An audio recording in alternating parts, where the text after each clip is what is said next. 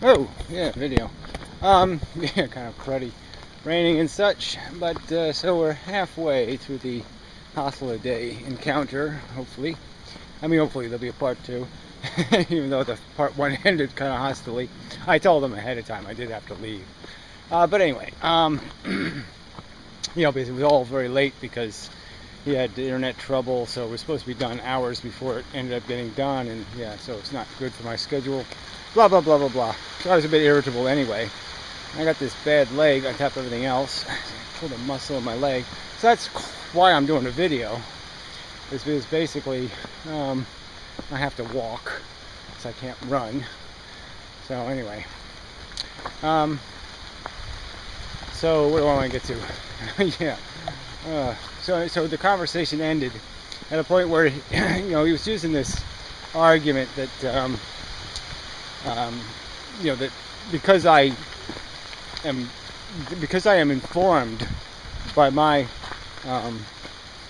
sensate mind of reality, in the sense that I am informed what sensation is. And so that's what I'm saying. I'm saying being conscious allows me to understand what sensation is. You don't have to explain sensations to me. If I was an intelligence and I never experienced a sensation, which I don't think would be possible, but let's say it did happen, it'd be very hard to explain sensations. It would be very hard to explain what it is to feel.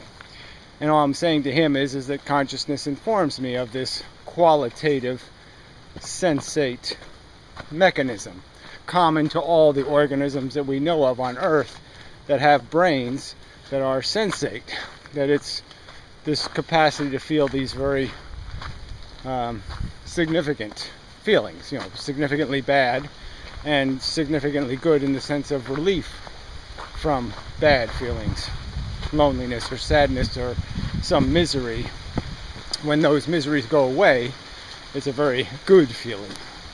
And that I'm informed by being conscious. Now, he wants to turn that into, well, what I think psychologically about vagina is what I'm saying everybody else should think. Like like my psychology defines my philosophy. No, I'm not using my personal psychological experience as evidence. I'm using my personal sensate experience as evidence. The fact that I know what a good feeling is and a bad feeling is the end of the information I'm using. I'm not using personal bigotries or biases as evidence. Because I like the American football more than British football doesn't mean anything. And I know it doesn't mean anything, and I'm not making the argument from I think because I feel. I'm just making the argument that thinking is informed by knowledge of the feeling mechanism, not knowledge of my psychology. That's a long way of having to say that I know the difference between philosophy and psychology. I'm not arguing I've been informed by being a bigot. But I have been, I have been informed by having a psychology, understanding that it makes me want things recklessly and selfishly, and that's a part of my psychology, that is my psychology, and I have no respect for that. I don't consider the fact that I have a psychology meaningful beyond the fact that I do have one, but it has no meaning as philosophical information beyond the fact that we know we have psychologies, that we have bigotries, that we have personal biases based on our personal experience. I wasn't arguing personal bias. I wasn't arguing for some personal opinion of evolution. I was arguing an absolute description of evolution, an absolute description of the fact that sensation is substantially different than any other phenomenon taking place on Earth or in the universe, that it is qualitatively substantive is my fundamental argument, and I know it's qualitative substantive because I personally have tasted it. I know it.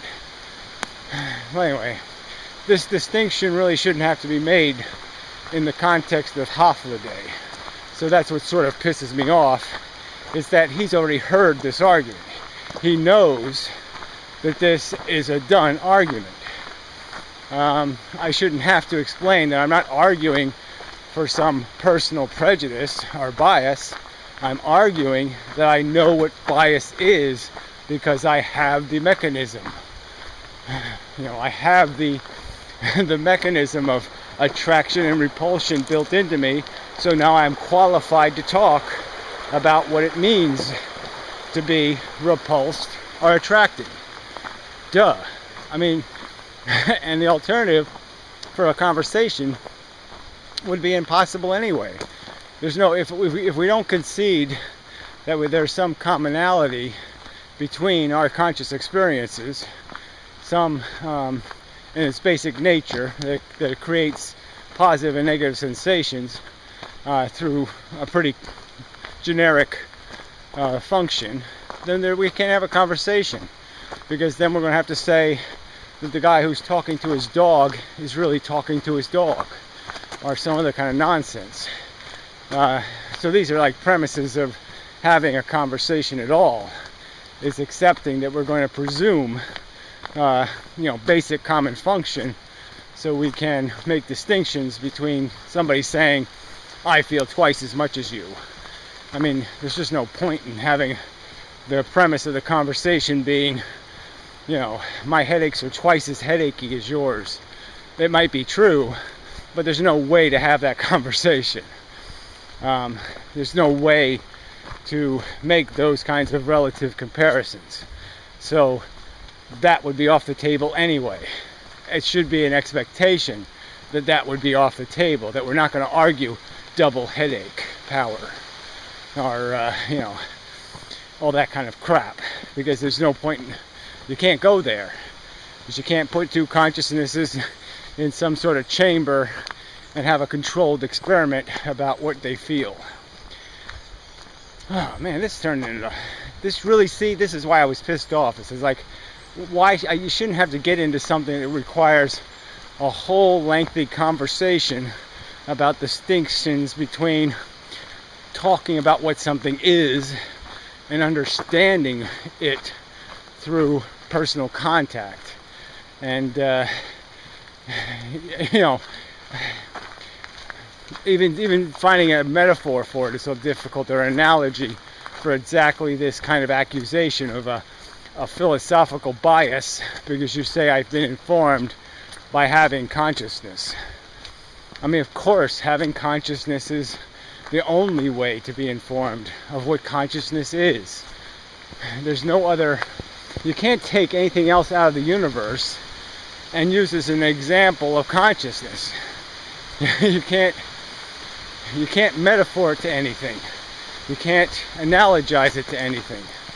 There's no, again, like I'm saying, if you had the task of explaining consciousness to something that never felt, never had a good or bad feeling, it would be impossible for you to explain.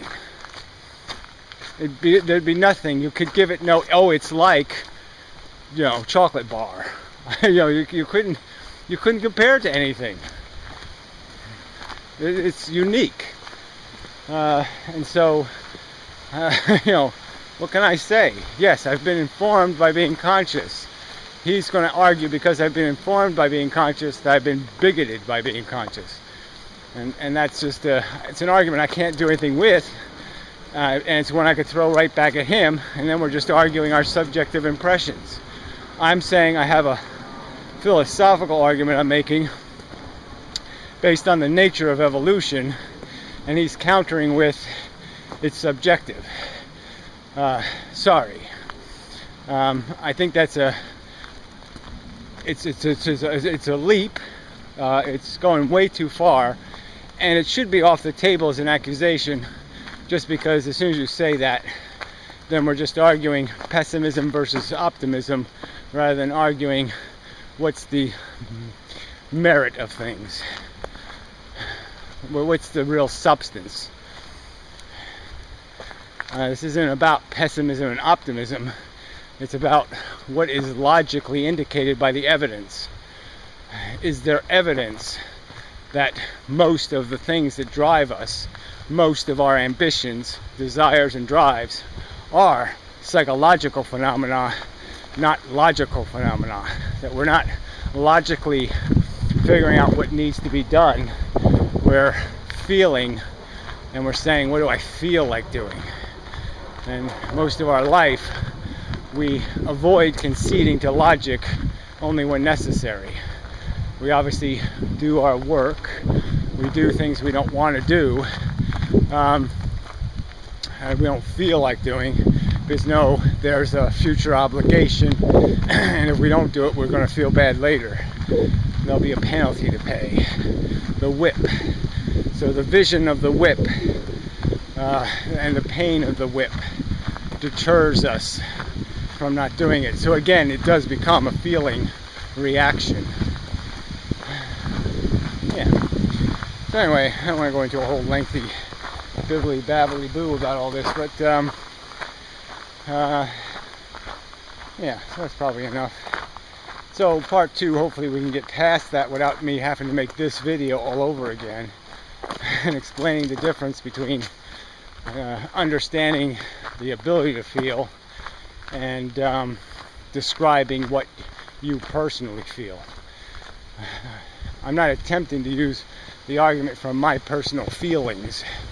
I'm using the argument from I have personally experienced it, and I know therefore the difference between feeling good and feeling bad. Yeah, mostly. So,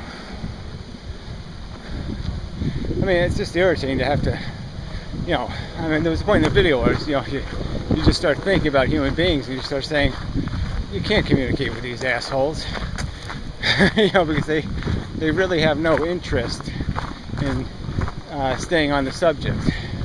You know, you put the question to them, you know, how bad would World War III have to be for you to say no mas? And they won't even really answer the question. And if they do, they just do it with a glib, I don't care. And that's the real, you know, they just keep evading taking responsibility for the fact that these are real impositions. The harm is going to be real. It's going to be imposed without consent, and we're certainly not qualified to play with consciousness. You either know exactly what you're doing or you leave it alone. Whoa. Spooky. Spooky, spooky, spooky. Yeah, the tall grass made spooky sounds. Anyway. I mean, it's really cold today and rainy, but it's sort of a nice little break in the middle of the heat wave. So I guess it's acceptable. A little bit of hurricane nearby, blowing stuff around. So it's okay-ish. And, you know, hopefully my leg will stretch out some more. Feels a little better, but it's like in my calf. Well, it's in between my, it's right behind my knee, actually. It's just all fucked up there for some reason. Ow. Prickle bush. Yeah, so that's enough. Sorry, I didn't mean to drag it out, but, you know, that's what I do. There's any wildlife in here. I saw a frog, but it got away. Yeah, see, that hill was a problem. Yeah, that was a little bit uncomfortable. Anyway, talking about. So yeah, so we'll see if we do a part 2.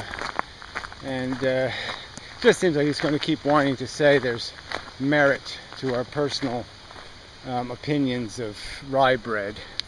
You know, like, oh, I think rye bread is so delicious, therefore rye bread has intrinsic and fundamental value. And it's just not the truth. Our sensations have value, but they only have value because we have been put in the deprived state, the negative state, where we need something to cheer us constantly. We constantly need cheering up, kind of a thing. The default state of the sentient is negative. Anyway, but there's no intrinsic positive anyway. Like I said, you can't make a gift for the universe, because the universe doesn't need anything. Anyway, enough said. So, till the next time, and such.